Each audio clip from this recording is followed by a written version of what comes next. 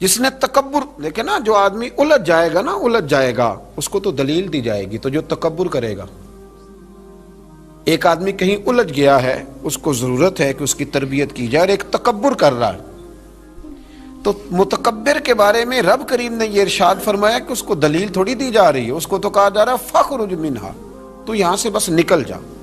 یہ سزا ہے متکبر کی۔ دنیا میں پہلا گناہ جو کیا گیا وہ تکبر ہے، اپنے آپ کو بڑا جاننا اور دوسرے کو چھوٹا سمجھنا۔ میرے نبی کریم صلی اللہ تعالی علیہ وآلہ وسلم نے ارشاد فرمایا، یہ روایت جامع ترمذی میں موجود ہے، فرمایا ایک قرض سے بری ہو کے جانا دنیا سے، اور دوسرا فرمایا یاد رکھنا تمہارے اندر تکبر اور خیانت نہ ہو، قرض نہ دینا ہو تم نے کسی کا، خیانت نہ کی ہو، اور تم نے کبھی تکبر نہ کیا ہو، فرمایا پھر رب کریم تمہیں بغیر حساب کتاب جنت عطا فرمائے گا۔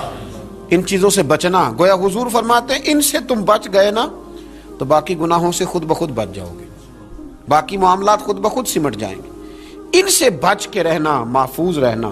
تکبر بہت کیا جاتا ہے، کسی کو اپنے علم پر تکبر ہونے لگا ہے، کسی کو اپنے عمل پر تکبر ہونے لگا ہے، کسی کو سلطنت کے ہونے پر تکبر ہونے لگا ہے۔ کچھ لوگ کہتے ہیں میں جانتا زیادہ ہوں اس لیے میرے اندر تکبر ہے۔ کچھ لوگ ایسے ہیں جن لوگوں کو برادری پر اور نسب پر تکبر ہونے لگا ہے۔ بڑے بڑے لوگوں نے تکبر کیا، فرعون نے بھی تکبر کیا اور کہنے لگا کہ میں تو رب ہوں۔ پھر رب کریم نے اسے سمندر کی، دریا کی لہروں کے حوالے کیا۔ کل تک جو لوگ اس کے اشاروں پہ چلتے تھے نا، جب وہ غوطے کھا رہا تھا نا دریا کے اندر، تو پھر روتا تھا کہ کوئی مجھے بچا لے، کوئی مجھے بچا لے۔ اس نے غوطے کھائے اور کہنے لگا کہ میں حضرت موسیٰ اور ہارون کے رب پر ایمان لاتا ہوں، پر اب تو سارا کچھ دیکھ داکھ کے مان رہا تھا نا، تو اس کا ایمان بھی قبول نہ ہوا، پھر پھینک دیا گیا سمندر سے باہر۔ آج تک نشان عبرت بنے ہوئے ہیں یہ لوگ۔ نمرود بھی کہتا تھا کہ معاذ اللہ میں خدا ہوں، اور جب حضرت سیدنا ابراہیم خلیل اللہ علیہ السلام نے فرمایا نا کہ آسمان تو رب تو وہ ہے جو آسمانوں کا رب ہے، رب تو وہ ہے۔ اللہ تبارک و تعالیٰ نا اس متکبر آدمی کو آزماتا ہے، اسے تھوڑا سا موقع اور دیتا ہے، تو یہ سمجھتا ہے میرا روب چل رہا ہے، اللہ اسے آزماتا ہے، یہ سمجھتا ہے کہ دیکھا میرا جو ہے وہ میرا عصا، میرا ڈنڈا صحیح کام کر رہا ہے، حالانکہ اللہ تو موقع دے رہا ہے۔ اور جب پھر وہ کھینچتا ہے، پھر حضور علیہ السلام فرماتے ہیں تمہارے رب سے سخت کسی کی پکڑ ہوتی نہیں۔ یہ سمجھتا ہے کہ دیکھا نا میں جیسے کہہ رہا ہوں ویسے نظام چل رہا۔ نمرود کہنے لگا میں رب ہوں، تو حضرت ابراہیم علیہ السلام نے فرمایا رب تو وہ ہے جو آسمانوں زمینوں کا رب ہے۔ کہنے لگا اچھا، اس نے نا تیر چلائے آسمان کی طرف، معاذ اللہ رب کریم کو قتل کرنے لگا، تیر چلائے، تو اللہ نے اس کا امتحان لیا۔ تیر جب اوپر جاتا تھا تو خالی ہوتا تھا، واپس آتا تھا تو اس کو خون لگا ہوتا تھا۔ کہنے لگا دیکھا نا، پھر دیکھا نا میں نے کیا کر دیا۔ کتنا بڑا بادشاہ، پوری دنیا پہ حکومت کرنے والا، پر مالک کی بے نیازی کے قربان جائیں، ایک مچھر ہی گھسا ہے ناک میں، اور پھر وہ مچھر نکل نہیں پایا، پھر اس مچھر نے اس کو مار ڈالا۔ تکبر والے لوگ جب تکبر کر رہے ہوتے ہیں، جب بول رہے ہوتے ہیں تو کہہ رہے ہوتے ہیں تو مجھے جانتا نہیں، تجھے میرا پتہ نہیں، وہ تو کس سے بات کر رہا ہے، تجھے خبر ہے تو کس کے ساتھ گفتگو کر رہا ہے۔ اور بھائی بڑے بڑے اونچے بولنے والے، پھر اس طرح ان کی آوازیں بند ہوئی کہ کوئی ان کی سننے والا نہ ملا۔ بڑے بڑے اونچے جملے کہنے والے اس تیزی کے ساتھ خاموش ہوئے کہ پھر دوبارہ انہیں احساس تک نہ ہوا کہ ہمیں بولنا بھی آتا تھا۔ کیا حیثیت ہے انسان کی، اس بات پہ تکبر کرتا ہے۔ میرے شیخ کامل رحمۃ اللہ علیہ، میرے اصحاب رحمۃ اللہ علیہ فرمایا کرتے تھے انسان تجھے صرف 2 وقت روٹی نہ کھانے کو دی جائے تو اپنی ٹانگوں پہ چل نہیں سکتا، اور 10 راتوں کی بات نہیں، 1 رات نہ تجھے سونے دیا جائے، صرف 1 رات، تو اگلے دن تو اپنی ٹانگوں پہ کھڑا نہیں ہو سکتا۔ تکبر کس بات کا، کس بات کا تکبر؟ ایک سر میں ہلکا سا درد ہوتا ہے اور تیرا سارا وجود تجھے نڈھال کر دیتا ہے، کس بات کا تکبر؟ لیکن اس کے باوجود لوگ پھولے نہیں سماتے، باتیں کرتے ہیں تو بچ بچ کے، گفتگو کرتے ہیں تو کھول کھول کے، اور ہر تیسرا آدمی آ کر کے پوچھتا ہے کوئی حکم ہوا تو بتائیے گا، کوئی حکم ہوا تو بتائیے گا تکبر صرف ایک ذات کرے گی اور وہ ہے رب کریم کی ذات، کیونکہ وہ سب سے بڑا ہے، وہ اللہ اکبر ہے، وہ اللہ اکبر ہے۔ محدثین ایک بڑی خوبصورت بات لکھتے ہیں اس عنوان پر، وہ کہتے ہیں کہ تکبر کرنے والا یوں ہی سمجھو کہ جیسے اس نے کوئی کسی کا غلام تھا نا، تو اس نے اپنے بادشاہ کا تاج اٹھا کے اپنے سر پہ رکھ لیا تھا۔ تب جب بادشاہ کا تاج غلام اٹھا کے سر پہ رکھے گا تو پھر درے تو کھائے گا، اس لیے کہ تاج تو بادشاہ کے سر پہ ہی سجتا ہے۔ تو تکبر تو اللہ کی چادر ہے، اس لیے کہ وہ سب سے بڑا ہے۔ تو اب اگر کوئی شخص اس چادر کو پکڑے گا اور کہے گا نہیں مجھے بھی بڑا بننا ہے، تو پھر درے تو وہ کھائے گا، پھر آزمائش سے تو اسے گزرنا ہے۔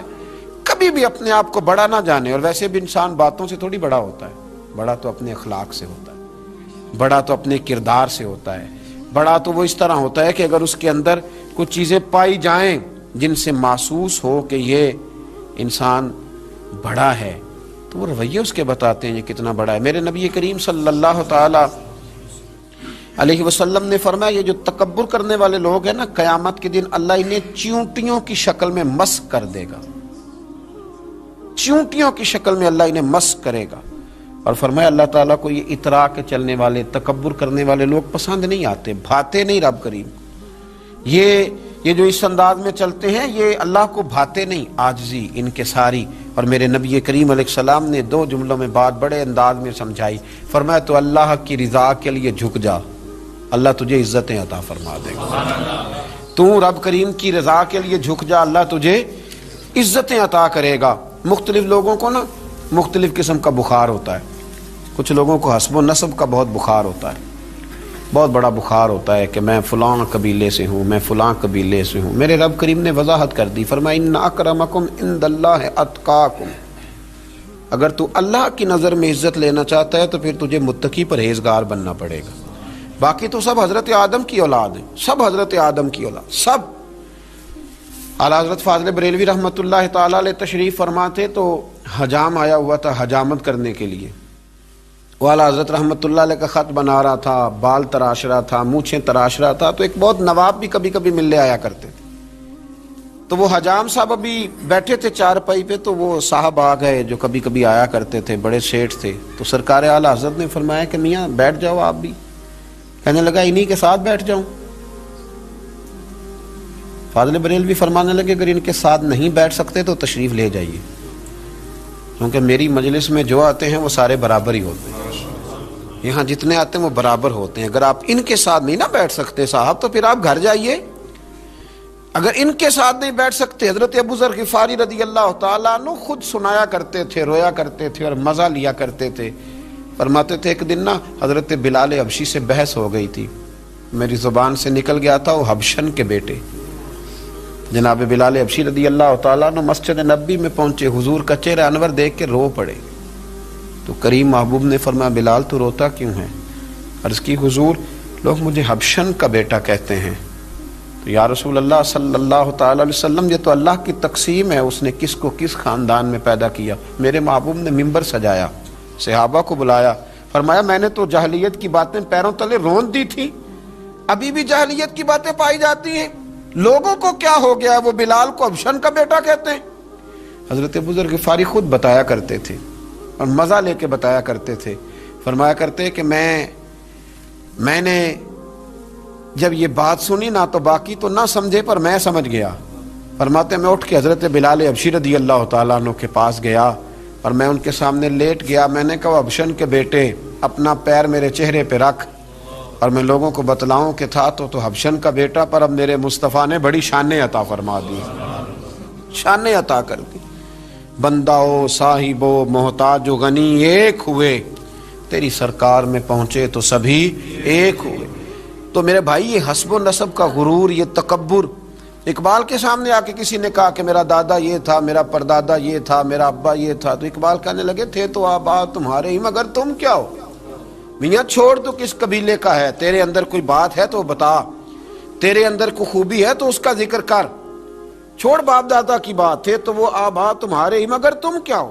اپنی حیثیت کا تعین کریں، بڑوں کا نام لے کے اپنے آپ کو اونچا کرنے کی کوشش کرنا اور کوشش ناتمام کرنا، میرے بھائی حسب و نسب کا جو ہے وہ بہت بڑا تکبر لوگوں میں پایا جاتا ہے. اس سے ذرا آگے بڑھیں تو کچھ لوگوں میں علم کا تکبر ہوتا ہے. آج کل پڑھا لکھا آدمی اللہ ماشاءاللہ وہ ہوتا ہے جو ایک دن میں کئی لوگوں کو جاہل قرار دے دے.